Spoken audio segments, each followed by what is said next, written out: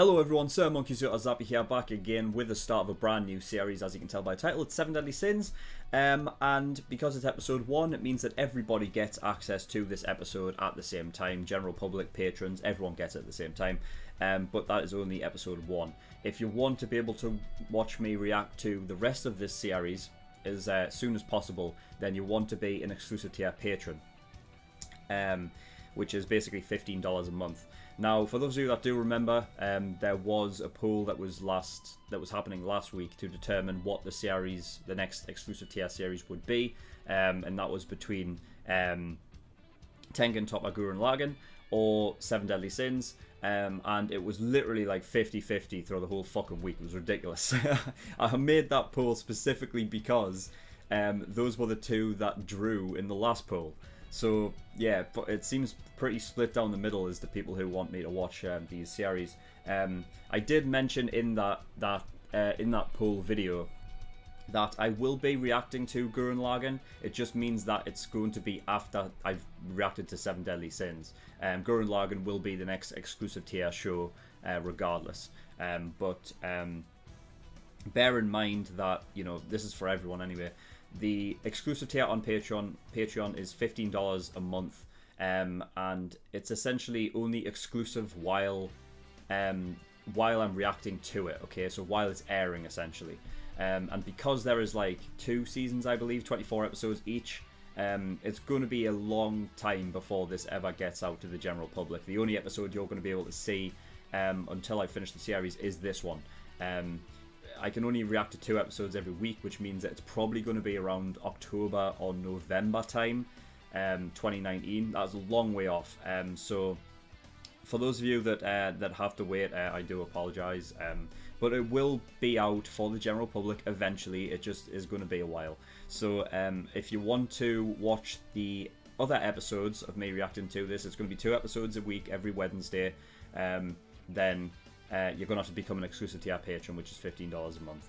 So if you are very much interested in my reaction to this series, then go over and become an exclusive tier patron, and the support will be very much appreciated. But yeah, so 7 Deadly Sins. I know next to nothing about this. I'm going to hazard a guess that it has something to do with the 7 Deadly Sins. I believe it's fantasy, sort of like almost like a. It's not really isekai, because isekai generally means that they're trapped in another world, right? I think this is possibly like one where like they all just like they inhabit that world anyway. So it's almost like a fantasy shonen kind of thing. So yeah, that's pretty much all I know about this. And yeah, I don't think there's anything else to really talk about. So we're just going to get into it and see what we get with episode 1. So without further ado, let's go.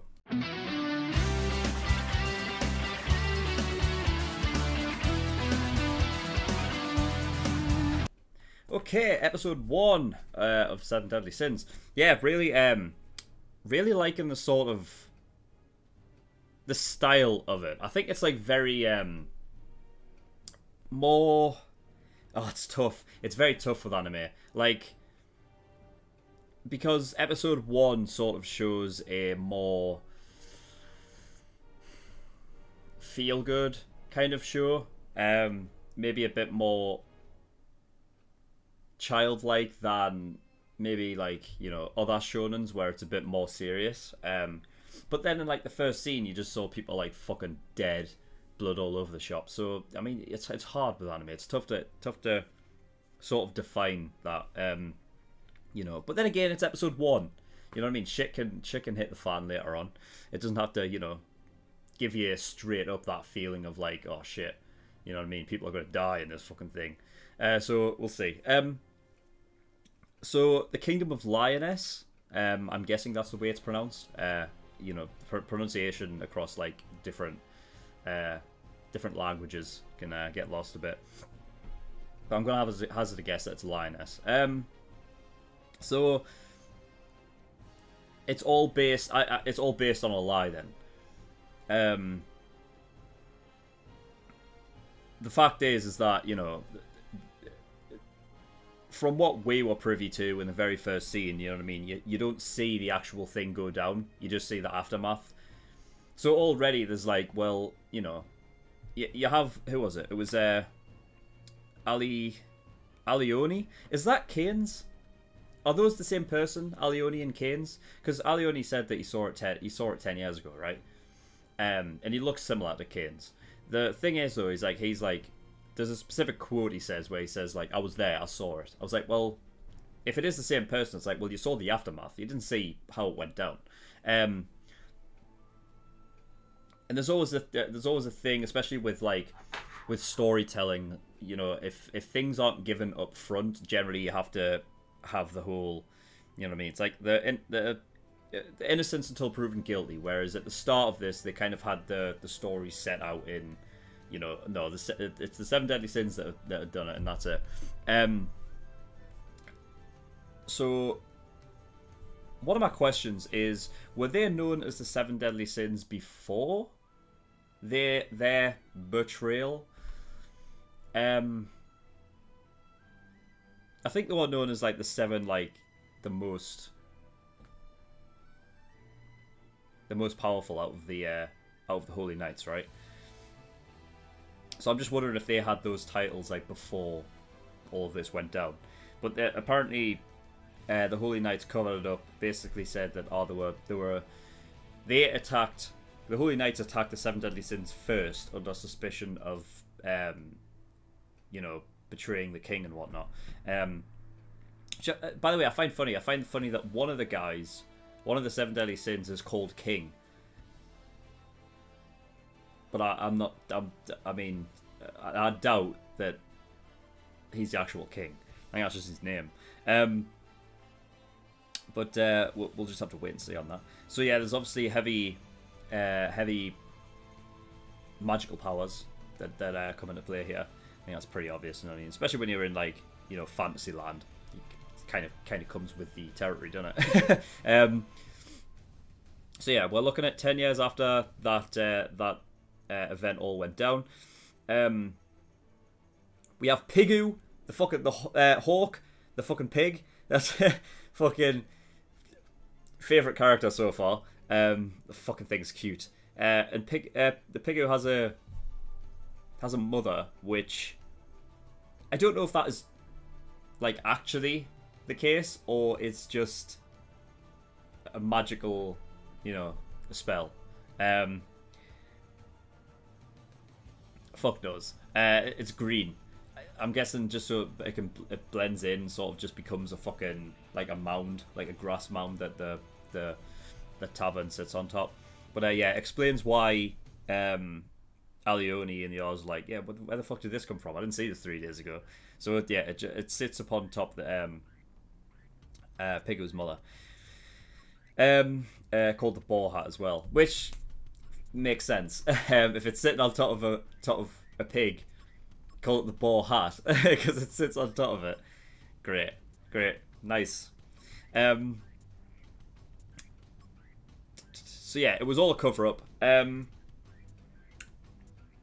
The girl that was in the turned out to be the Rusty Knight. I wasn't sure what the fuck what to think when that you know, Rusty Knight was coming over the fucking horizon. I was like, yeah, I wasn't expecting it to be a girl though. But clearly, you know, I'm guessing all of the royal family kind of knows what's up. You know, that the Holy Knights are actually the evil ones in this. But then that makes the fucking, so the Holy Knights must be not just a case of like they are the kingdom's like mightiest fucking mightiest like war heroes and whatever, but they must have some fucking standing in the kingdom itself to, like, you know, over fucking throw the king and shit like that, you know what I mean? So clearly it's not a true monarchy then. There has to be some form of I guess you can kind of liken it to, if you have somebody on top, like the CEO of a company, there's like a group of, there's like a select few people who kind of make up a like a council of people, and they basically determine like whether or not the CEO of the company is doing a good job or not. And if they suspect that it's not going so well and it's the fault of the CEO, then they have the authority to sort of get rid of him and, or, you know, basically, you know, put someone else in charge. So I'm guessing it's that kind of, like, it's the same kind of thing. There's a, you know, there's a monarch at the top, there's a king, but at any point, I'm guessing the Holy Knights kind of work as that sort of council, like they have that authority to do that. I mean, that's the only way I can sort, because otherwise, you know, all of this wouldn't be happening, you know? So yeah, because I'm guessing it's not, well, obviously it's not public knowledge, is it? Everyone's thinking, oh, it's the 7 deadly sins that are the evil ones, but in reality it's the other way around. This also goes in, this also confirms my thing, like, what was that talk? I think it might have been Fate, or something like that. I can't remember exactly what it was for, but yeah, but you know, I've said a bunch of times, I've got on record saying like a bunch of times that in anime, a lot of the times they like to switch the script so that the people who you would automatically assume are evil because of, like, you know, either the title that they hold or they're part of a certain group, you automatically just, you know, you're there to, you judge that, oh, they're part of the evil group, therefore they must be evil. Well, a lot of times anime like to switch the script and have, like, the main characters actually fight for honorable reasons, but have them on, like, the side of, like, that you would normally consider to be evil. You know what I mean? Being the 7 deadly sins. Granted, it's sort of a name that they've been given, but then it, you know, it just depends on whether or not they were known as the 7 deadly sins beforehand. I don't know.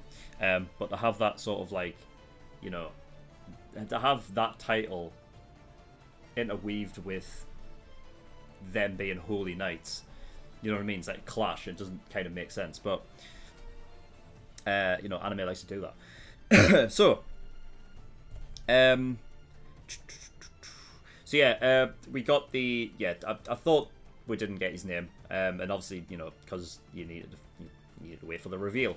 I thought there was something up, like it would be the case. You know what I mean? I was always sort of wary since the first fucking scene. I was like, nah, you know what I mean? Like, they're playing up too much the fact that these guys are evil.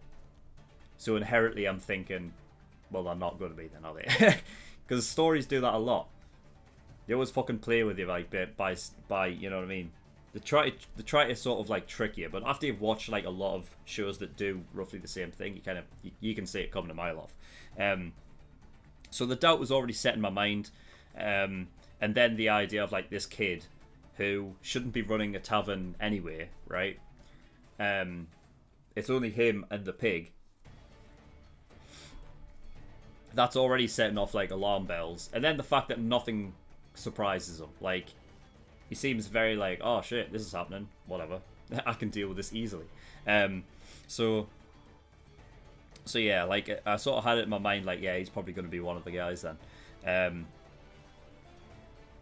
And it makes sense, the idea that, you know, originally I was like, well, if he really is one of the people, then why would he purposefully have the notice board up that basically, you know, wanted the 7 deadly sins and have all that that pictures up, even though it doesn't. At least Meliodas,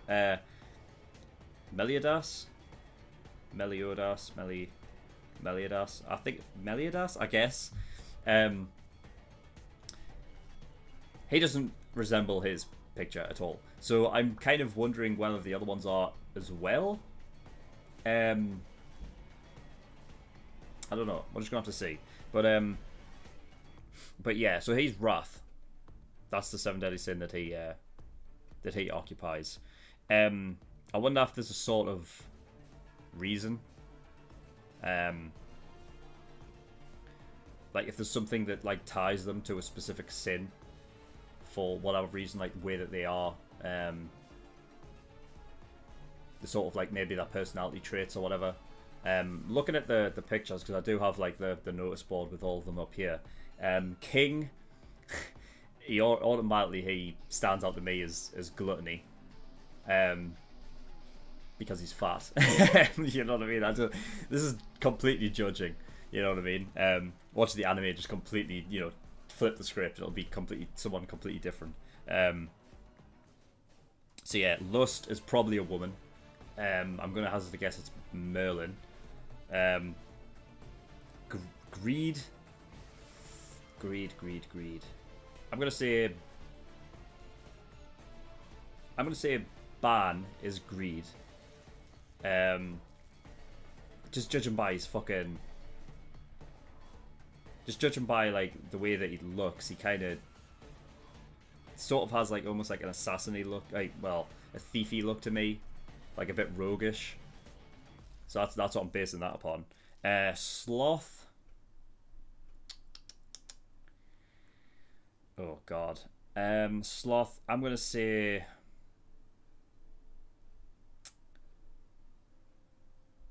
It's either between I don't know how you pronounce this. Gotha, or Diane. I don't think so. I think Gotha is going to be Sloth, because he looks like a demi-human to me in that picture. So I'm gonna hazard a guess that he's going to be Sloth. Though I was thinking like maybe he would be more like Envy, because he's envious of people being humans. Maybe he's like looked down upon in this sort of society as being a demi-human. So I don't know, maybe something like that. Meliodas is Wrath. Envy, then I'm gonna say, oh god, Diane. By the look of her, she's got the fucking twin tail, so automatically I'm thinking she's a tsundere. So I'm gonna say like she's just envious, maybe. I don't know, maybe envious of Merlin's boobs. It's probably gonna be something like that. We'll go with that. And then Pride is Escanor, because he seems like a very like stand-up, proud dude. So I'm gonna say that. We'll just have to wait and see though. So yeah, and then we'll have the Fort Solgres place, where I guess I don't know who the guy is. We haven't sort of. I mean, we've seen him. I haven't really been introduced to him though. Like what's his name? We don't know. What title does he hold? I'm guessing he's a holy knight, but we don't know. We don't know like where he sort of sits. But he's probably like, you know, one of them at least. I don't think he's like the guy. Like, I don't think he's going to be like the main enemy, like the main antagonist. I feel like there's going to be a group of like a bunch of them maybe, and he's just like one branch. But we'll have to wait and see about that. And I believe that's it. We also had oh yeah, Sir Twiggo. I'm not sure if he's a holy knight. He seemed very much more capable than the other people, like Alioni and the other, like the group of the other. They just look like fucking, basically like, you know, comedic effect, fucking useless, you know what I mean, grunts essentially. Basically like the comedic side to the what you would consider like the enemy side. And I think because of where they're situated, like in that group, like they're very much bottom of the barrel.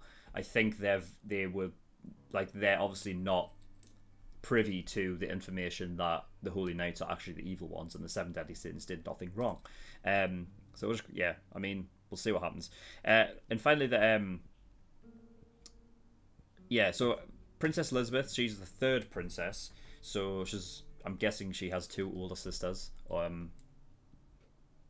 Yeah, because I don't think it counts. You don't like count siblings as 1, 2, or do you? I don't know. I don't know if that's a thing.